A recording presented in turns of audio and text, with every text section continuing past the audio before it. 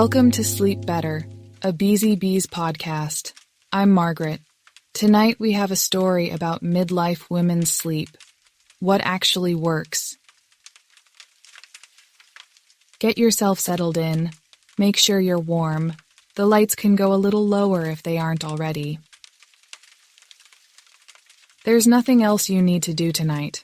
Just listen, breathe, and let the day finish itself. There's nothing to do now but listen.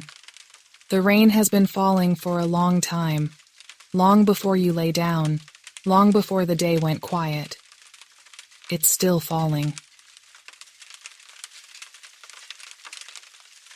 Just let the sound reach you. When you're ready, the story will begin.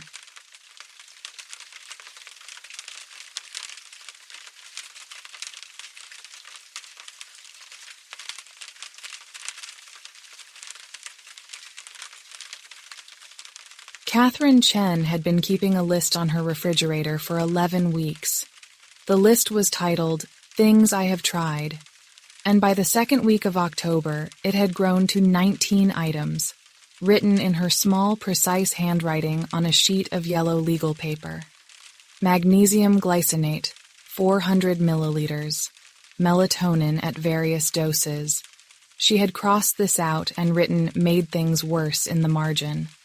Weighted blanket, blackout curtains, blue light glasses after 7 in the evening, no screens after 9 at night, lavender pillow spray, a white noise machine that played rain sounds, a different white noise machine that played brown noise, which was supposedly better, a cooling mattress pad, chamomile tea, tart cherry juice, which she had read contained natural melatonin precursors, a meditation app with a British man's voice guiding her through body scans, cutting off caffeine at noon, then at 10 in the morning, then eliminating it entirely for 2 weeks, which had given her headaches and not improved her sleep.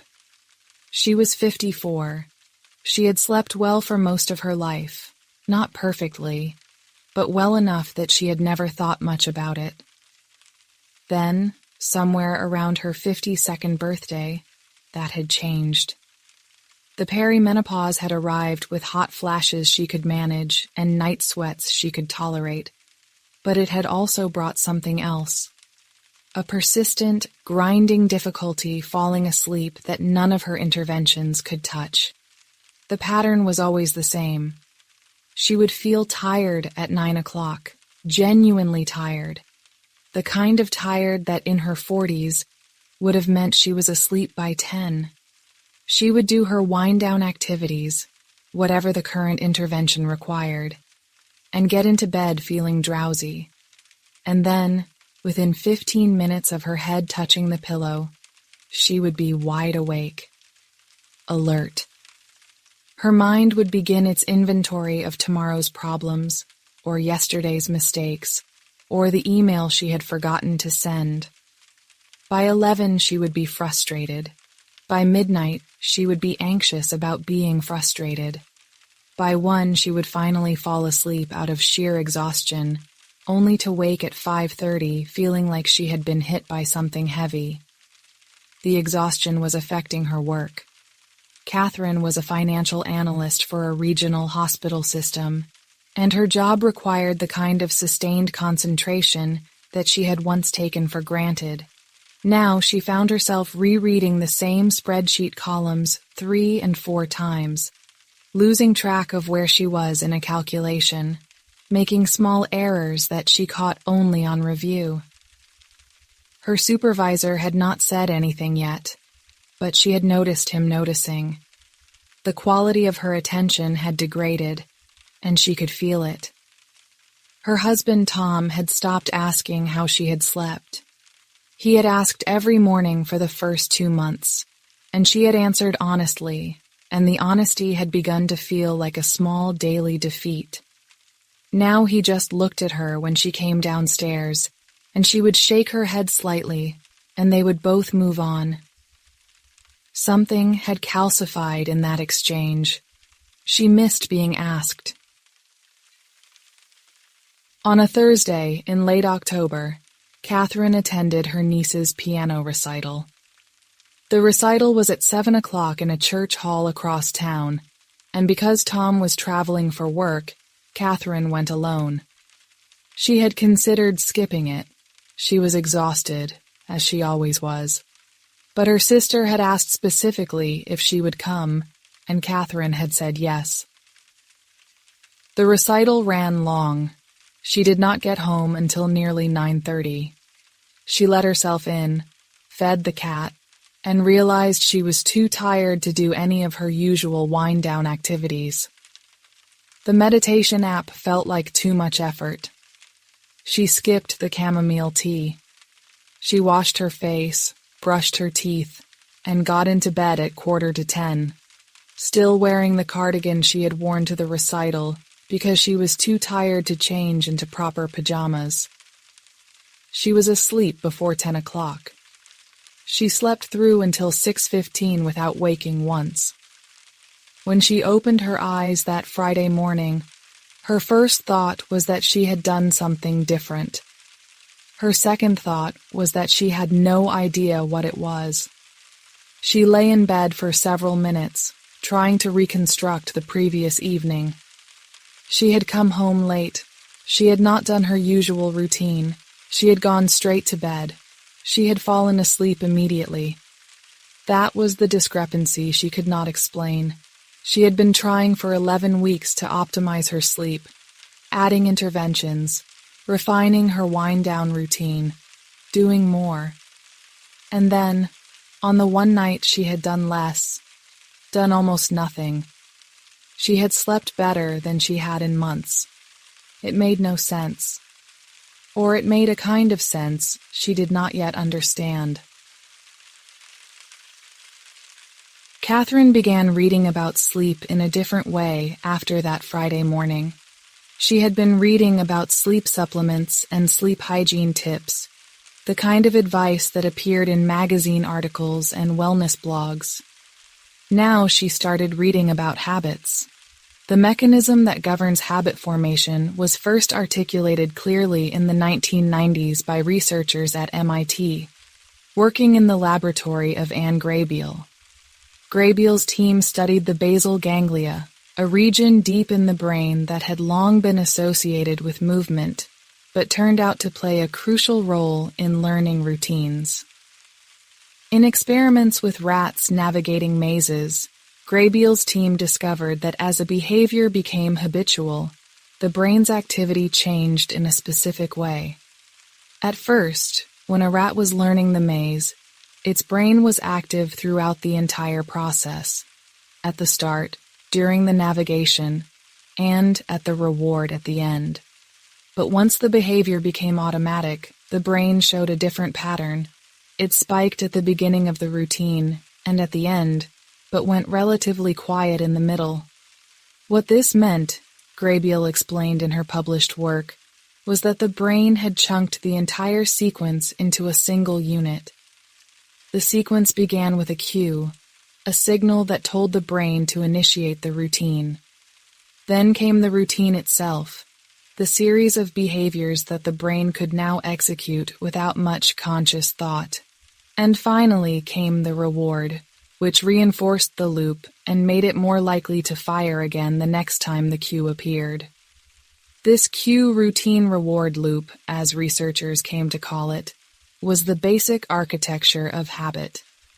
And it had a property that Catherine found unexpectedly relevant to her problem. The cue mattered enormously. The cue was not just a trigger, it was a prediction. When the brain encountered a familiar cue, it did not simply begin the routine, it anticipated the reward. It expected what was coming. And that expectation, research showed, was what made the routine feel automatic and almost inevitable. This was the insight that changed how Catherine understood her sleep problem. For 11 weeks, she had been changing her wind-down routine constantly. Every few days, she would add something new or remove something that was not working. Magnesium for a week, then melatonin instead.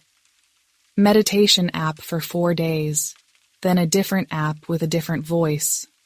Screen curfew at 9, then at 8:30, then abandoned entirely when it did not seem to help.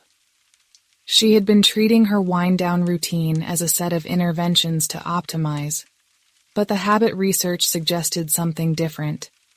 The routine was not a collection of independent interventions. It was a sequence, and the brain learned sequences as wholes. Every time Catherine changed her routine, she was breaking the sequence. She was preventing her brain from learning to predict what came next. She was, without realizing it, keeping her brain in the effortful, attention-demanding state of learning a new pattern, night after night after night. No wonder she could not fall asleep.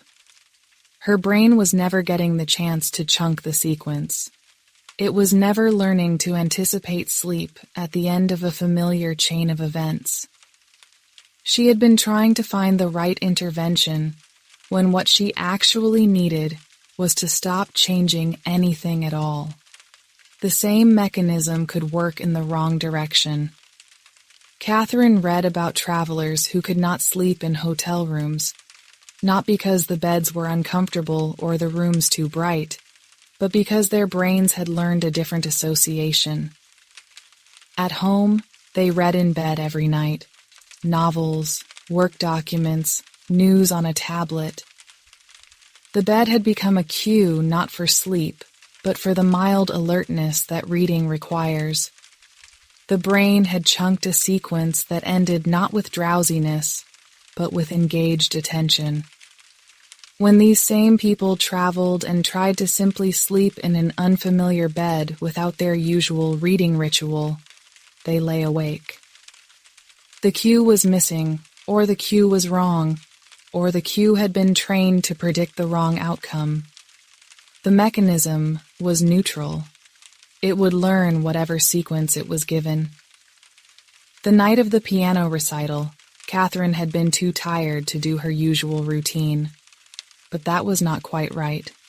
What she had done that night was the same thing she had done for most of her adult life. Before she started optimizing, wash face, brush teeth, get into bed. 3 steps, in the same order, every night, for decades. A sequence her brain already knew. Catherine decided to test the hypothesis. She would pick a short, simple sequence of wind-down steps and do them in exactly the same order, at exactly the same time, every night for 3 weeks. She would not add anything. She would not remove anything. She would not optimize. She would simply repeat. She chose 4 steps, each one something she could do reliably, regardless of how tired she was or what her evening had looked like. At 9:45, she would put on her pajamas. At 9:50, she would wash her face and brush her teeth. At 9:55, she would get into bed and turn off the overhead light, leaving only the small lamp on her nightstand. At 10 o'clock, she would turn off the lamp. 4 cues, 1 routine, 1 expected outcome. Sleep. She wrote the sequence on a new piece of yellow legal paper and taped it to her bathroom mirror, replacing the list of failed interventions on the refrigerator. The first night, she completed the sequence and lay in the dark, feeling foolish. The steps had taken 15 minutes. They had not been difficult. And now she was in bed at 10 o'clock with her eyes open, her mind already beginning its familiar inventory. The quarterly report was due Friday. She had not called her mother back. The cat needed to go to the vet for his vaccination. She noticed the thoughts arriving and did not try to stop them. She simply lay there, awake, wondering if this experiment would fail like all the others. She fell asleep sometime after 11. Not a success. But she did not change anything. The second night, The same thoughts arrived, but they seemed to move faster. They did not linger the way they usually did. The quarterly report appeared, then passed. Her mother, the vet appointment, an email she had forgotten. They surfaced and receded like objects floating by on a slow current. She noticed her body was tired in a different way than her mind. Her legs felt heavy against the mattress. Her shoulders had settled into a position she had not consciously chosen. She fell asleep before 11, though she did not know exactly when. The third night, she noticed something small. When she put on her pajamas at 9:45, she yawned. It was not a remarkable event. People yawned, but she could not remember the last time she had yawned during her wind-down routine. For months, the evenings had brought only a tight, wired fatigue. Tired but not sleepy, exhausted but not drowsy. The yawn was different. It felt like her body was beginning to say something her mind had not yet heard. The fourth night was slightly better. She fell asleep by 10:30, not fast, but faster than her usual midnight. She woke once in the night and fell back asleep within 20 minutes. The fifth night, she fell asleep by 10:15. The sixth night, the experiment nearly ended. Catherine had a work event that evening, a retirement dinner for one of the hospital's senior administrators. She had planned to leave early, but the speeches ran long, and then a colleague wanted to discuss a budget discrepancy, and by the time she looked at her phone, it was 9:15. She had also, without quite deciding to, drunk 2 glasses of wine over the course of the evening, more than she usually drank on a weeknight. Her colleague Patricia drove her home. She got home at 10:30 with the wine still in her temples and a growing certainty that she had ruined everything. The sequence was already broken. 9:45 had passed. The pajamas, the face washing, the teeth brushing. All of it was supposed to happen before she got into bed at 9:55. She was 40 minutes late and slightly foggy from the wine. She stood in the bathroom and looked at the yellow legal paper taped to the mirror. She could skip tonight. She could start over tomorrow. She could add an exception for work events. Instead, she put on her pajamas. She washed her face. She brushed her teeth. She got into bed and turned off the overhead light. At 10:45, 45 minutes behind schedule, she turned off the lamp. She did not fall asleep until nearly midnight. The wine had disrupted something, or the late timing had, or both. She lay in the dark and felt the familiar frustration returning, the sense that she was doing everything wrong, that her brain was broken in some way the research could not address. She got up and found a notebook in the drawer of her nightstand. She wrote 3 sentences. The sequence was late tonight. I do not know if this matters. I will continue anyway. She put the notebook back and turned off the lamp again. She fell asleep eventually. She did not feel rested the next morning, but she did not change anything. The 7th night, she did the sequence at the correct times. She fell asleep by 10:20. The disruption of the previous night had not undone the learning. The pattern was still there, underneath. By the end of the first week, Catherine noticed something she had not expected. She was not just falling asleep faster. She was feeling differently during the sequence itself.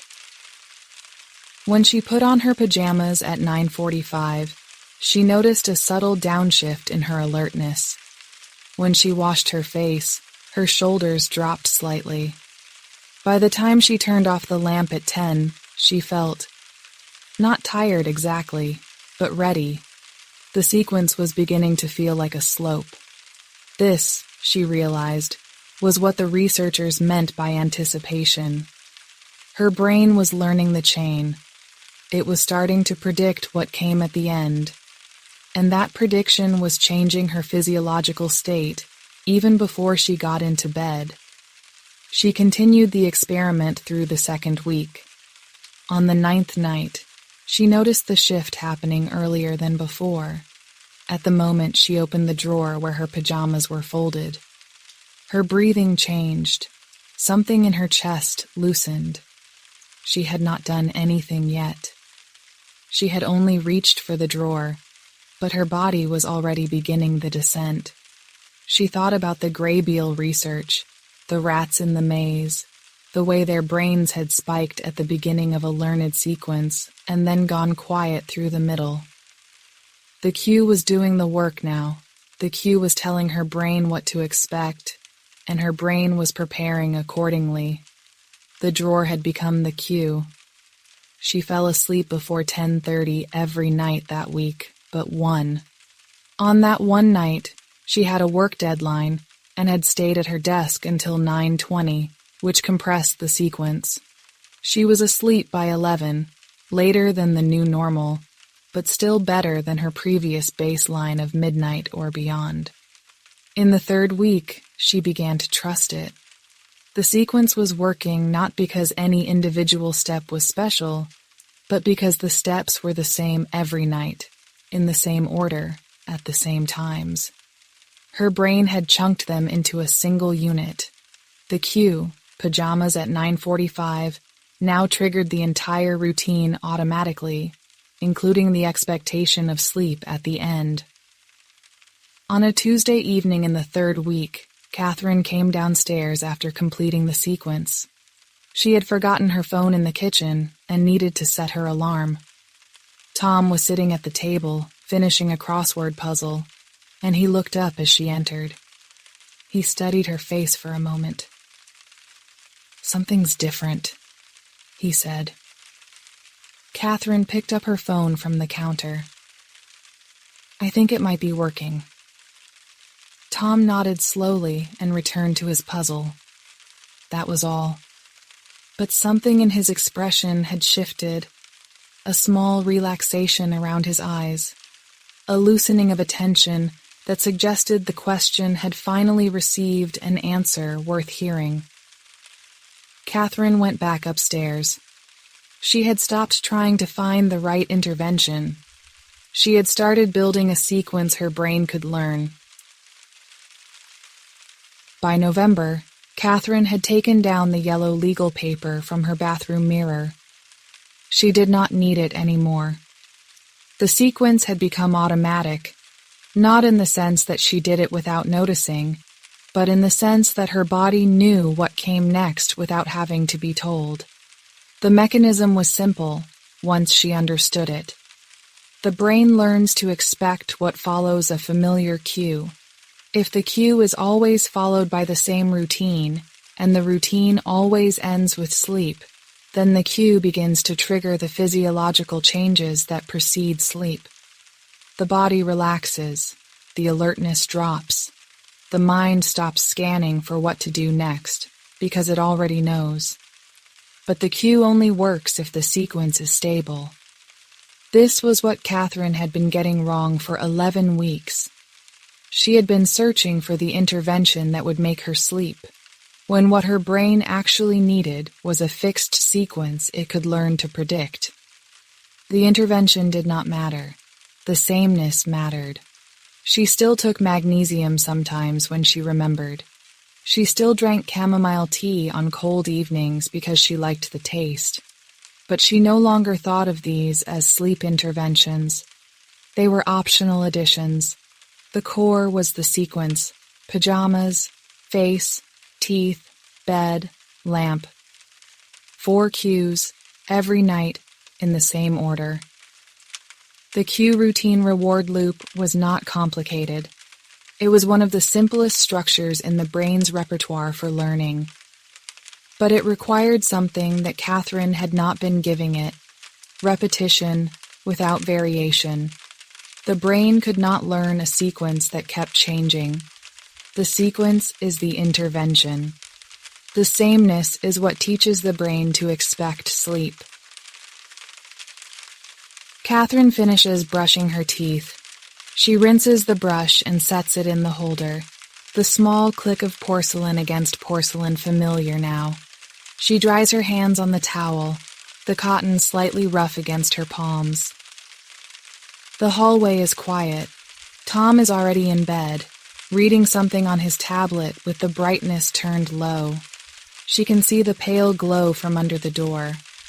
She crosses the room to her side of the bed. The sheets are cool where she slides in.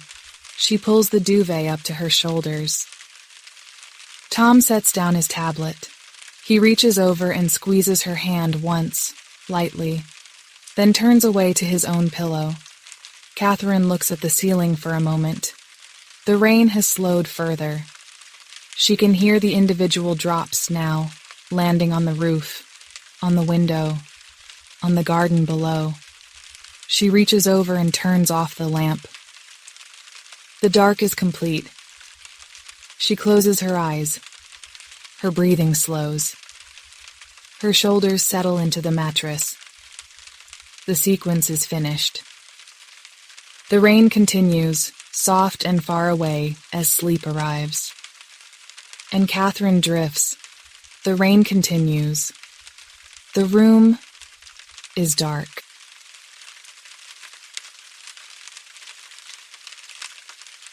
Sleep well, and until next time.